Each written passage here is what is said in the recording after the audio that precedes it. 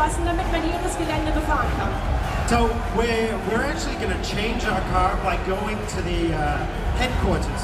So Jerome, if you can do that. The third thing is that this world is completely online.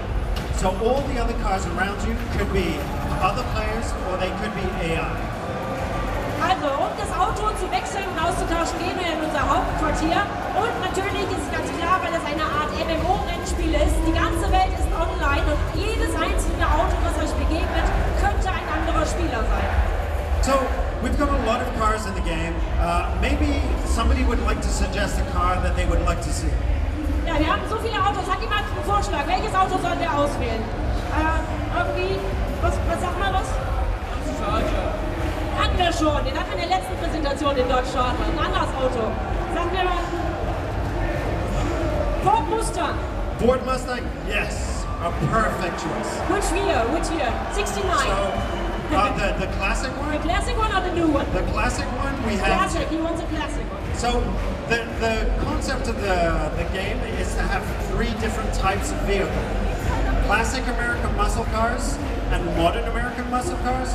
European luxury cars like Aston Martin or Ferrari, and Japanese tuner cars, Nissan and things like that. But what we're going to do is we're going to take a modern Mustang, just to start the discussion off, and we'll show you how we can customize that. So if we take a street version or a street version of that vehicle, we can start playing around with the different pieces of the vehicle.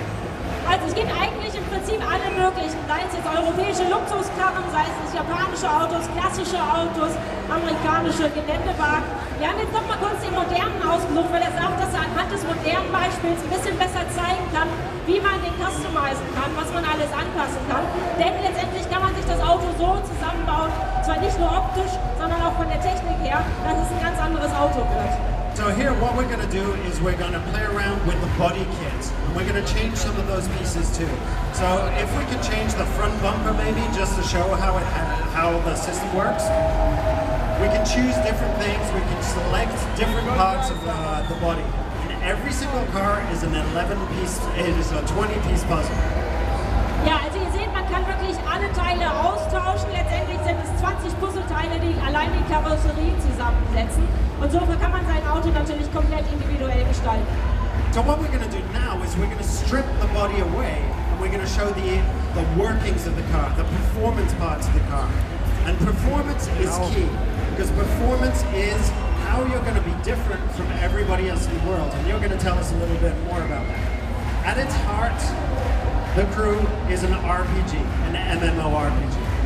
Ja, wir haben jetzt mal die komplette Außenkarosserie entfernt, um einfach mal das Innenleben des Wagens freizulegen, denn auch da kann man natürlich alles anpassen, zum Motor austauschen, Kolben austauschen. Ihr müsst euch das in dem Sinne vorstellen, The Crew ist letztendlich nichts anderes als ein Rollenspiel.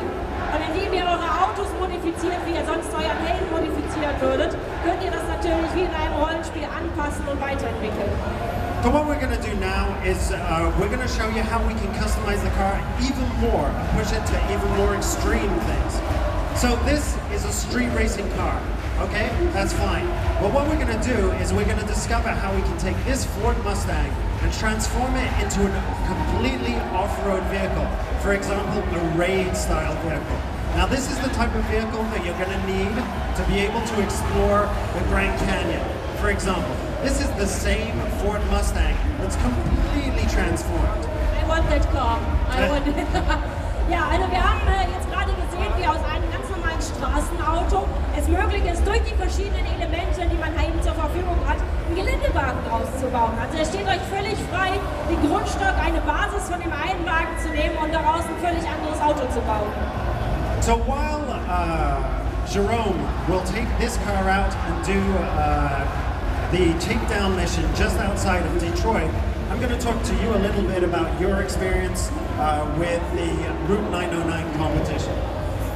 Ja, also Jerome, der hinter der Bühne eben das Ganze spielt, wird jetzt einfach mal eine Runde fahren und währenddessen wird Julian sich noch mal ein bisschen mit Niklas unterhalten, der eben als einer, der schon unheimlich viel gespielt hat, unglaublich viel Erfahrung auch hat. So, Niklas, can you tell us a little bit, how did your crew win this competition? Well, firstly, we didn't win the entire competition. We won the crew battles, which is the actual PvP event where you're driving against the other gaming centers. There was also a competition for exploring, where we had different objectives to get around the world and explore and find different objects.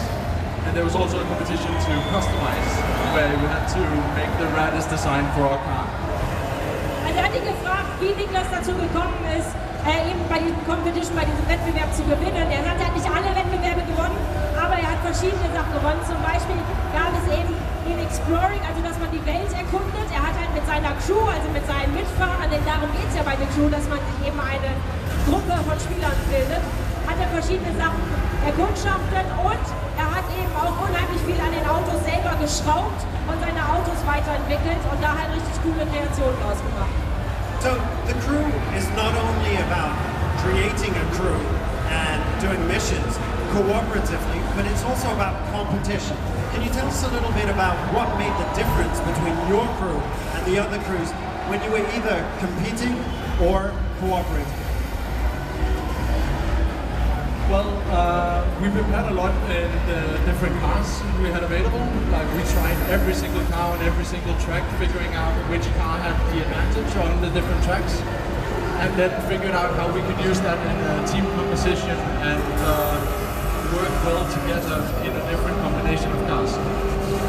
Also es geht natürlich nicht um kooperatives Spielen mit seiner Crew, sondern man tritt ja auch gegen andere Spieler an. Und was Niklas halt mit seiner Crew gemacht hat, die haben sich jedes einzelne Auto angeschaut, haben alle Werkzeugteile, die es gibt, ausprobiert und haben quasi jeweils das perfekte Setup zusammengestellt, um in bestimmten Geländetypen und bestimmten Arealen die Rennen gegen die anderen Crews zu gewinnen. Also ihr seht, wenn man sich sein Auto richtig zusammenstellt, dann hat man natürlich die besten Voraussetzungen, um in den Wettrennen gegen die anderen Crews zu gewinnen. Fantastic. So, Nicholas, tell me, what was the most impressive thing about this game for you? It was no doubt the great open world. Like we had a gumball race from coast to coast with the crew, and we drove as a unit together from coast to coast with the cops in tow, and we ended up driving on the street, on the freeway, on dirt and on grass. We just took it in a bird fight, and we ended up driving all over every terrain. It took us, I think, an hour and 20 minutes. Ja, also er hat ihn gefragt, was seine coolste Erfahrung war. Er sagte, das eine Wettrennen, das sie gemacht haben gegen eine andere Crew, wo die gesagt haben, okay, wir fahren wirklich von der einen Küste zur anderen. Also einmal komplett von Osten nach Westen durch die gesamten USA, einmal durch. Und nehmen damit alles mit. Das ist natürlich für so eine Gruppe von Spielern dann richtig geil. Und er sagt, das war einfach eine tolle Erfahrung. Hat ihn irgendwie 1,5 Stunden hat das wohl gedauert, bis sie dann von A nach B gefahren sind.